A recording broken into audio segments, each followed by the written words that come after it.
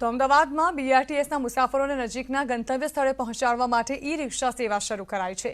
Municipal corporation અને જનમાર્ગે PPP ધોરણે સવારે ઈ નામે આ પાયલોટ પ્રોજેક્ટ શરૂ કર્યો છે, જેમાં સૌપ્રથમ શિવરંજની બીઆરટીએસ બસ સ્ટેશનથી પ્રહલાદનગર એસસી હાઈવે સુધીના રૂટને આવરી લેવાયો છે।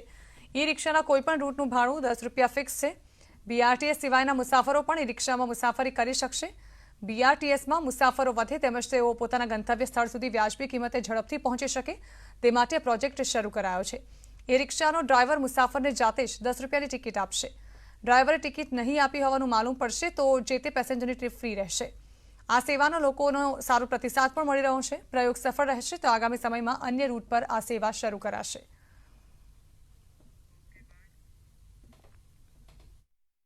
શિવરંજની પર બીઆરટીએસથી પ્રવાસ કરતા જે બી મુસાફરો છે એ લોકોને એમના કન્વિનિયન્સ માટે અમે લોકોએ આ સેવા શરૂ કરવામાં આવી છે, જેનો રેટ અમે ₹10 ફ્લેટ રાખવામાં આવેલો છે। એ લોકો શિવરંજનીથી ઉતરીને પ્રહલાદનગર હાઈવે પર કે ગમે ત્યાં આગળ જોબ કરતા હોય કે કોઈ વૃદ્ધા હોય કે વિકલાંગ હોય કે પછી એ લેડીઝ હોય એ લોકોના માટે આ સ્પેશિયલી સેફટી માટે બી એક પર્પઝ છે અમારો। અને જે લોકોને અગવડ પડી રહી છે કે પબ્લિક ટ્રાન્સપોર્ટ અમે યુઝ કરી શકતા નથી, બીઆરટીએસ અમે રહીએ છીએ પ્રહલાદનગર આનંદનગર તો અમારે યુઝ નથી થઈ શકતું એમ, તો એના માટે અમે સ્પેશિયલી આ પ્રોજેક્ટ લાવ્યા છીએ અને આ લાસ્ટ માઇલની કનેક્ટિવિટી આપતો પ્રોજેક્ટ છે।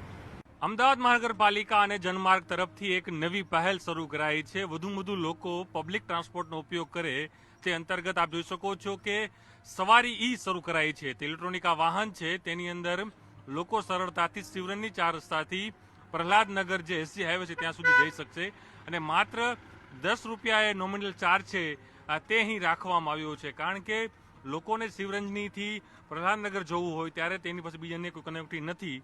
તે પૂર્ણતા કરવા માટે આ કનેક્ટિવિટી છે તે ઊભી કરાઈ છે। મહાનગરપાલિકા ભવિષ્યમાં હજુ પણ અન્ય આવી જે ઈ વ્હીકલો શરૂ કરશે, જેને કારણે જે પોલ્યુશનનો પણ સૌથી મોટો જે પ્રશ્ન છે તે હળ થશે।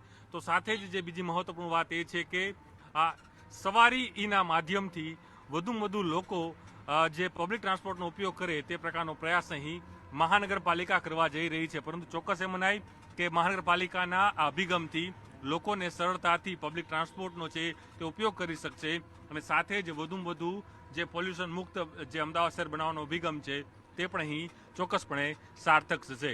કેમેરામેન પંકજ મકવાણા સાથે પ્રણવ પટેલ, ન્યૂઝ 18 ગુજરાતી।